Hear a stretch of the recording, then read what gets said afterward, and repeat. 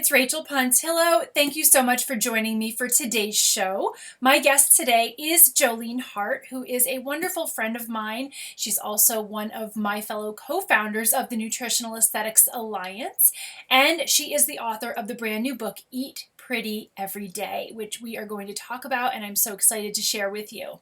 Jolene and I are similar in that we both struggled with acne for a really long time, and we both found the cure, really, the answer to it, by using a combination of diet and lifestyle as well as healthy, non-toxic topical skincare products. So I'm really excited to share her new book with you because it's definitely something that I have recommended to my clients. It's something that I really enjoy having in my own library. So let me introduce you now to Jolene Hart. Hi, Jolene. Thank you so much for joining me today. Thank you so much for having me, Rachel. It's such a pleasure to have a chance to chat with you. Always a pleasure. We get to chat sometimes for the Nutritional Aesthetics Alliance, but that's always about work. So now I want to make this more about you and about your wonderful book series, the Eat Pretty book series. You just launched your brand new one, Eat Pretty Every Day. This is the third in the series. And the first two, just to remind our audience, the first one was Eat Pretty. And then the journal, the second one is Eat Pretty, Live Well. Am I correct? Live Well, with that one? that's right. Perfect. So I love this series. I love how it looks. I love how it feels. You did such an amazing job with the quality, and the content is just so easily digestible. And we're going to get to all of that. But first, what I would love to do, I would love to ask you, I know that you started kind of into this world as a beauty editor. Can you share a little bit about kind of how that experience, as well as your personal experience with skin, brought you to the work that you do today? Yeah, absolutely. My personal experience, as so many people find, was really the catalyst and the push to get me into the world where I am today as a health coach. And it certainly, served as the foundation for Eat Pretty and for the whole, philosophy and approach to beauty in that book. So I had struggled with skin issues for nearly a decade. And during my tenure as a beauty editor, found myself in the unique position to have access to just about any product out there, all kinds of experts, derms, facialists, people who said, I have an answer, I have a solution. And, I had really privileged access that I knew 99% of women in the world were not able to have. And yet I still could not find a solution and a resolution to my skin issues. And I just felt, if this is the best we can do in terms of products and in terms of me as a beauty editor recommending acne treatments and skin calming creams, then there has to be something else out there because it's just not working. And if I can't find a solution with, the best and the brightest out there trying to find cures for what's happening in my skin, then how can any other woman who is busy and who doesn't have this as her full-time job? And it also happened to be that I was brought up with a mom who was very holistically minded. She was a nurse. She started a health food co-op when I was a kid. And she had always kind of taught me that food was medicine. When I got to be a certain age and I was pretty self-confident, I thought, that's nothing. I'm going to go to the experts, the true experts, and find out what they say about skin. And it took me, years later coming back to what my mom taught me, that okay, food is medicine. The signs that my skin is giving me are real reflections of what's going on in my body. Something is off balance, and I need to figure that out because no one's figuring it out for me. Right. So, what can I learn here about what's going on? What food has to do with the equation? There's got to be more here that we're not talking about. Absolutely. So then what did you do next? So, it was a time in my career when I wasn't feeling like being a beauty editor full-time was what I wanted to do in the conventional sense. I was looking a lot into natural products, exploring what ingredients did in the body, and I ended up taking a step back and deciding I was just going to write and focus on natural and organic beauty products. Which wasn't really being done at that time, certainly not in conventional media. Maybe some of the smaller blogs were starting. I know, when my blog first started back then, I was writing about this stuff, and I was one of the first. Absolutely. But we see a ton of it now, and that's amazing. That's because of the work of people like you, like me. But Yeah. in the beauty editor scheme of things, when you're looking at the big magazines that are reaching mass market, we're still not seeing a lot Yeah. of that. Well, I think lots of women maybe know and realize now that a lot of what beauty magazines put out there is influenced by who is advertising in the Yeah. magazine. And that's a whole other conversation that Sure. we could have. But I mean, I agree. I was naive in the fact that I don't think there really was an audience or a market for that information back then. So I did a lot of work on blogs and started my own blog. Mm-hmm. But in the same way, just felt like this can't be, this isn't a sustainable career, and there's something else out there that I'm not quite putting my finger on yet. So because I was a journalist and came from that world, kind of used my connections to start interviewing experts in Ayurveda and Chinese medicine and genomics and dermatology and across the spectrum of different modalities, just to try to figure out, what else is there here about skin that we aren't talking about. Because I think, products are one aspect of it, but there's a lot here. And it was really self-serving for a while. It was just me trying to figure out what I could do to help myself. And that opened a lot of doors to information that I felt like women deserved to know and were ready to know. And I knew there were other women out there like yourself doing the same thing, because we had to kind of be self-starters and really uncover that information for ourselves to help ourselves. You're so right. I mean, you're really lucky that you had access to all of those experts. Right. Me, I had to go back to school. I had to go to, Exactly. I went to nutrition school. I know you did that too. I went and got my aesthetics license, and I went through so much trial and error on my own, Yep.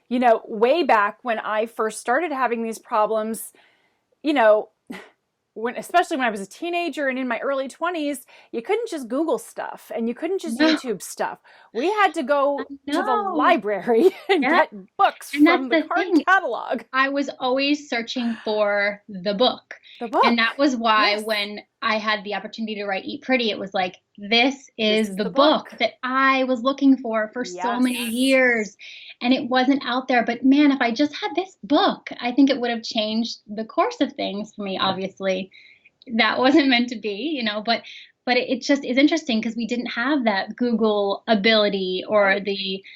there's so much more information out there now, which is fantastic, but we're still learning so much. I mean, that's what we do with the NAA. It's we funnel We and we funnel, we curate, filter. Yes. I because there's think so much out there. there's so much out there, and it's a blessing and a curse. It's a Mhm. blessing because a lot of these holistic and alternative modalities are not anything that we maybe would have been exposed to with the information that is in conventional media, and that is a fact. Yeah. And it was all out there. It was just much harder to find.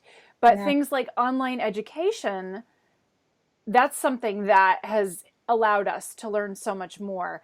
But the flip side of that is that it can be very overwhelming. And Mhm. we try so hard at the NAA to make sure that the information we're providing is all from, accredited and validated sources. Right. But there are a lot of blogs out there, a lot of websites out there, as we've recently Mhm. seen with all this fake news scandal, that Mhm. don't do their fact checking. They're not evidence based. And even if there is a strong opinion out there, you still have to have evidence to support an opinion. I don't subscribe to the fact that you have to have an experiment just to be able to write an opinion. Mhm. But you can't just say something out of thin air and sell it as fact. You have to have some Right. sort of a compilation of other thought processes and empirical evidence to support that. And fortunately, we are starting to see more of that science happening as nutrition and aesthetics and all these other practices begin to converge. Mhm. Science, it's not that science is catching up, it's more that science is just starting to pay more attention to these things that have worked successfully for so many people for thousands of years. And Right. speaking of that, I want to talk about the concept of seasonality, Mm. because talking about thousands of years old wisdom, that really brings me back to when I was learning about Ayurveda and traditional Chinese medicine. They really teach about the importance of how things shift throughout the cycles of nature Mhm. and how we have different needs nutritionally in every season, and also, of course, depending on our individual constitution and what climate we live in. But the seasonality factor, I think, really is something that everybody can relate to, because even if you live in a fairly steady climate where the weather doesn't change that much, there certainly are still shifts that you notice season to season. So what I love about Eat Pretty Every Day is that this is not just a book of days of Mm-hmm. daily inspirations that you have to start on January 1st and then it's over December 31st. This is something that you've organized by season, Right. which is fantastic, because whenever you pick it up, you just go to whichever day of the season you happen to Mm-hmm. be in, and that's where you start. You don't have to worry that you're doing it wrong or that you have to wait for a whole nother cycle to begin. And I would love for you to talk more about why you chose to do it this way.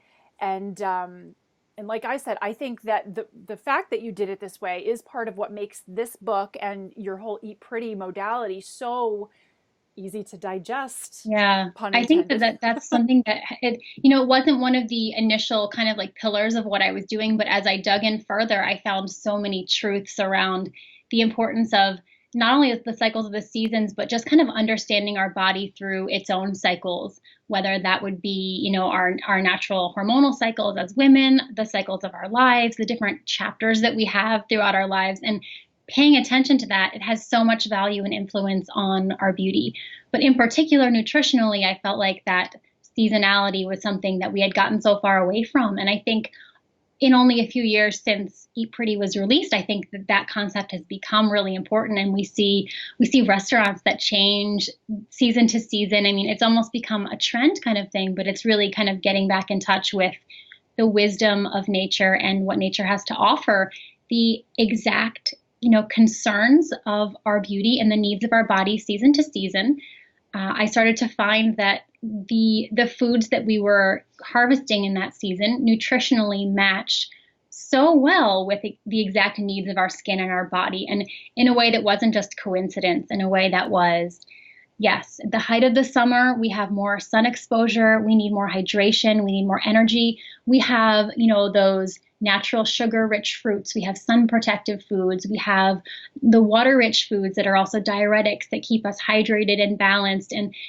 Season by season we go through, and it's just amazing how nature is targeting what we need. And it started to be, like you said, it just makes it easier, because not only do you not have to learn more and know more, you can just relax into what is fresh, what is being harvested now. Get excited about the ingredients that are coming to your market that are, maybe you haven't seen them for a few months or a year. And I think that helps at least my clients get excited about cooking and using them, because I think we all love that kind of cycle of the year, and tapping into what's fresh and what tastes good, what's cheaper and what's nutrient dense. It all kind of works together.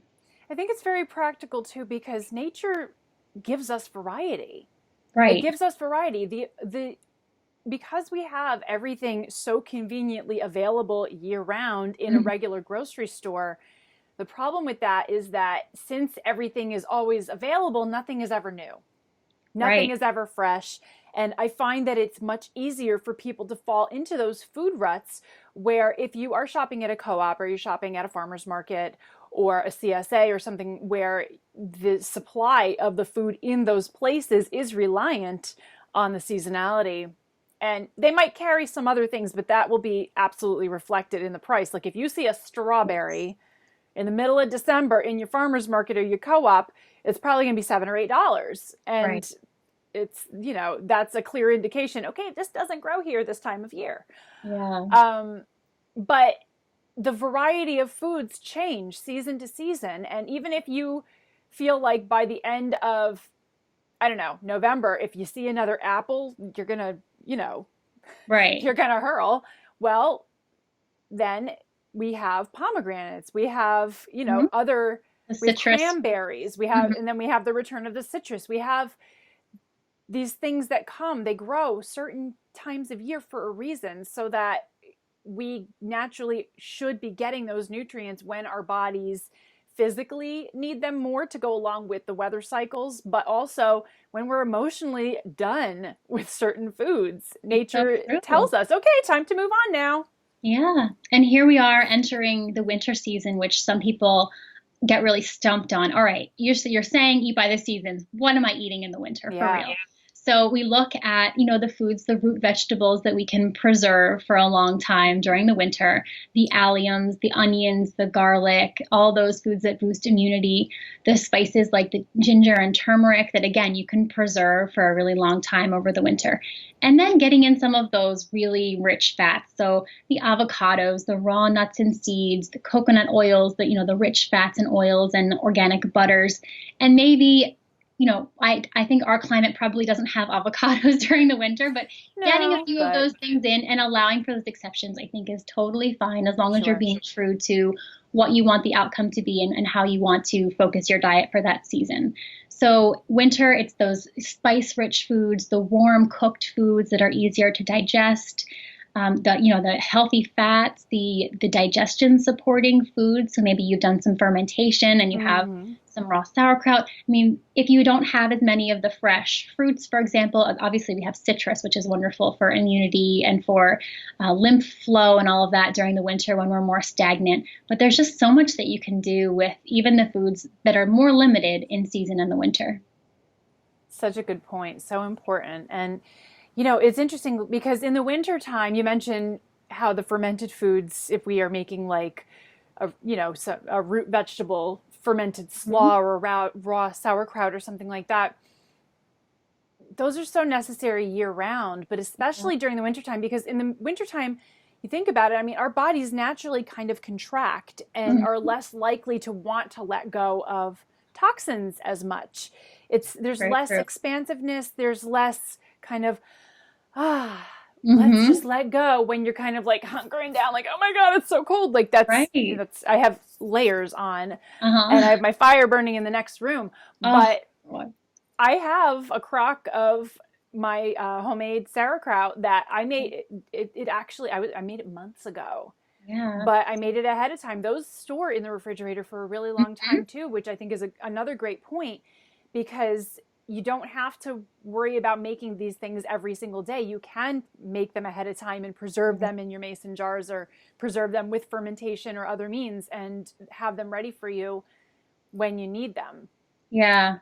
So let's get back to the book. I want also to just point out that what I love most about this book, and I gave this as a gift to someone who expressed wanting to feel healthier, but really expressing that she didn't want to do the hard parts of the journey leading up to that. Now, no journey is always easy. We all know that. And there aren't always shortcuts, but there are some shortcuts that people who have kind of traveled a similar journey ahead have discovered and can then teach other people so that they don't have to go through as much of a learning curve. And I feel like what your book does, what Eat Pretty Every Day does so successfully, is breaks it down into one thing you can do every day.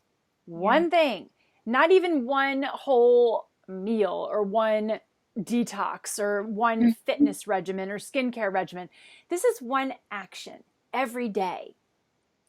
I Yeah. mean, You mentioned the Eat Pretty series, and it has become a series, but in no way was it intended to be so. It's kind of grown very organically.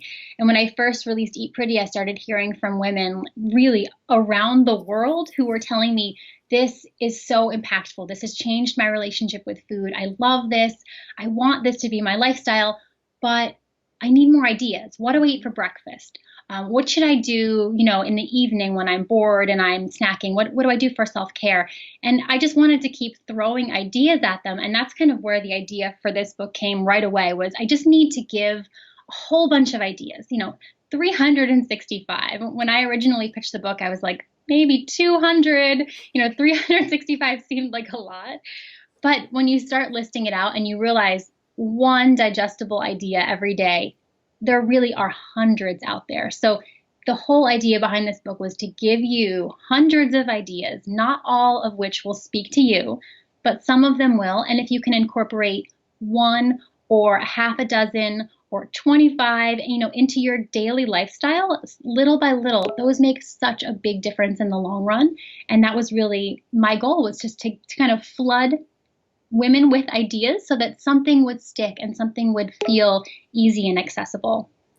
But flooding, yes, because there are 365, but in a very easy to digest and curated way, which is so great, because literally, I mean, you could just open to one page and find that inspiration, just like, okay, if I get this one thing done today, I'm good. Exactly. And that I think just cuts so much of the pressure out for so many people. And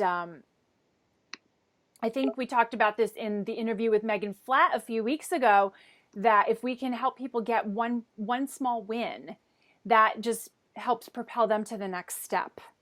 And this book is just one small win after one small win after one small win, and get through even half of it, and it's like winner. It's And amazing how small I changes always add up. love the idea, and I love the concept of like a devotional, of something that I can just take, few minutes, 3 minutes every day to kind of clear my mind and focus on. And so that obviously was part of the inspiration for this too, because I do find, and I know you feel the same way, your life is so busy, it's so packed. You're a mama CEO, you've got so much going on. And so these ideas are tested. If these can work for me, they can work for a lot of women out there. Not everyone, but I think they are things that are easy to incorporate, and I hope that are inspiring, and there's a little bit of something for everyone. Absolutely. Well, I want to thank you for putting it together in such a user-friendly format. It's not that your other books aren't user-friendly, because they are, but this is my favorite, I have to tell Yeah. you. Oh, thank you. So, but I also just want to point out, because we've talked a lot about food today. Hmm. This is not just about food. This is Right. beyond food. In fact, I think this book, Eat Pretty goes beyond food, and there are chapters on your hormone balance and your digestion and your sleep. But I think this one goes even further, because there's a lot of focus on mindset and emotions, and there's even focus on some, physical activity. And I try to bring a lot of that in there. I mean, there are entire categories in this book that only focus on self-care and mantras and mindset, and things that I think are super important if you are building a lifestyle that is going to be a lifestyle that enables you to look and feel your best, that these are essential elements. And that a lot of women get so focused on the nutritional aspect that they forget there's so much that they can do to get their head in it, to nourish their spirit, to make sure that they are cared for in a way that their body, supports them in the hormone balance and the positive moods. And there's just so much behind mindset and wellness, and mindset and the way that you actually look physically. I think it really kind of creates your reality in some sense, which sounds a little bit deep and maybe strange. But I think when we talk about beauty, the way you feel has a lot to do with it. It's so true. And we are totally speaking the same language. And a Yeah. lot of people listening and watching also are, learning to speak this language for themselves too. And I know when I work with women who are dealing with some self-confidence issues because of skin, or because, something has happened in their lives that has changed their bodies, whether it's an illness or a transition in some way, or a very stressful or traumatic event, Right. it really affects us deeply. So even though someone might know intellectually, I have to eat these foods to look better Mhm. and feel better, I have to use these products to look better, if those deeper feelings are not first addressed, and if some work is not done there, then the results are not going to be as long lasting. And for me, when I made mindset shifts in the fact that I don't want to live like that anymore, I don't want to feel that way anymore, I don't want to model that behavior for my daughters at all. Mhm. That's interesting. Yeah. Once I came to that conclusion for myself, and not to sound like, a TV commercial, but we are worth all of this effort. Each and every single one of us is worth it. Right. And if we're not going to do it for ourselves, who are we going to do it for? Hmm. Right? It has to start with ourselves, and that's not selfish. Yeah. And it is for them, but it has to be for us. And once you kind of make that list of, what, I'm not going to do this anymore. It's not even I shouldn't or I can't. It's I'm not gonna, and I don't wanna. Hmm. Once you make it a choice for yourself rather than a should, the rest of it begins to then fall into place. And I'm not saying it's all easy peasy, but tools like, your book here really do help to facilitate that process wherever you're at when you start. Right. So I I think that's so really true. thank you for that. It's Well, really solid. thank you for sharing that. I think that that's such an inspiration to me too, to hear, you having gone through that, setting those goals and getting your head behind it and how much that really helps you in your journey. Absolutely. Well, Jolene, tell us where we can find you online. Of course, we have the Nutritional Aesthetics Alliance, which is Yeah. our Find me professional there. organization that we have co-founded with Hmm. Tisha Palmer, where we are advancing an integrative approach to healthy skin. Right. But you also have your website, which is beautyiswellness.com. Am I? Hmm. Yes, Or got that right. jolenehart.com. They both are the JoleneHart.com. same. And you Perfect. can find information about all three books on there. And you can find me on social media at Jolene Hart on Twitter and Instagram. And Facebook is also Beauty is Wellness, like you said. Excellent. And I'm going to put a link to all of that as well as to where people can get the book in the blog post that accompanies this interview on rachelpontillo.com.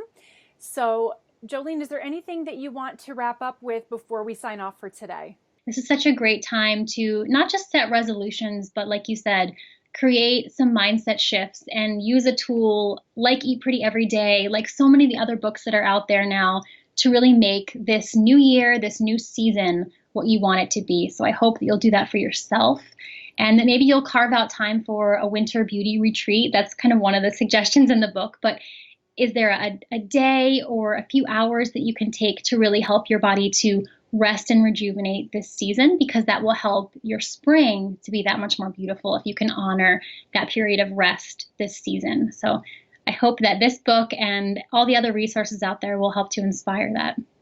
Fantastic. Well, thank you again for being here and for sharing your story and for sharing your philosophy and your brand new book, Eat Pretty Every Day. And I cannot wait to share this with everyone. Thanks And so much. we'll talk soon. Thank you so much for your support, Rachel. You are the absolute best, and I'm so honored to be here. Oh, you're the best. You're going to have to come back and talk to us again soon. Anytime. All right. Hello again. Thank you so much for being with us today. And thanks again to Jolene Hart for being my guest and for sharing your beautiful book, Eat Pretty Every Day, with us. I'm so excited to continue to recommend this to you and to my clients. It is really an excellent resource, and I love that I have a copy in my own library. So thanks again, Jolene. It is a fantastic book. If you want to learn more about Jolene Hart, head on over to her website at jolenehart.com. And of course, I encourage you to come to my website at rachelpontillo.com, leave a comment on the blog. You can also click over from there to purchase your copy of Eat Pretty Every Day. But before you do anything else, I hope you will subscribe to my YouTube channel, share this video with your friends, and also subscribe to my iTunes channel. Thanks again. I will be back soon with another interview. This is Rachel Pontillo, and I wish you a beautiful day.